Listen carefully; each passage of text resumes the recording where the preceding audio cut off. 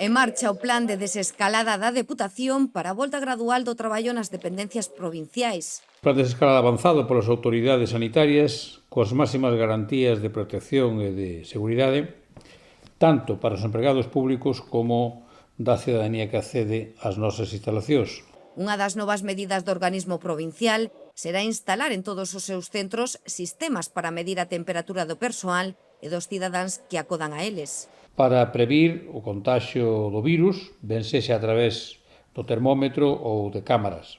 Tamén se comprarán máquinas de ozono para a limpeza e desinfección de vehículos do parque móvil e das instalacións dependentes do ente público, se así fose preciso. O presidente informou, ademais, que se limitará o aforo nos edificios e oficinas da institución para evitar concentracións e respectar a distancia de seguridade de 2 metros.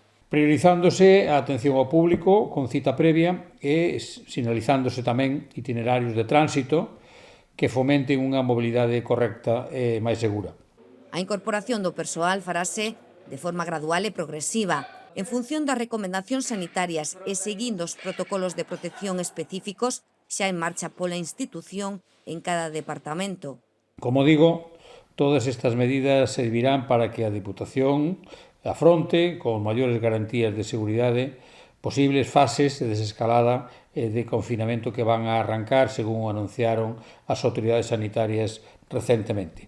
A aplicación destes protocolos inclúe información aos empregados públicos sobre o virus e unha fase de formación sobre os procedementos de actuación que deben seguir, como, por exemplo, un correcto lavado das mans ou o uso axeitado dos EPIs, que xa están a recoller no Servizo Provincial de Prevención os traballadores que retomarán a vindeira semana a súa actividade.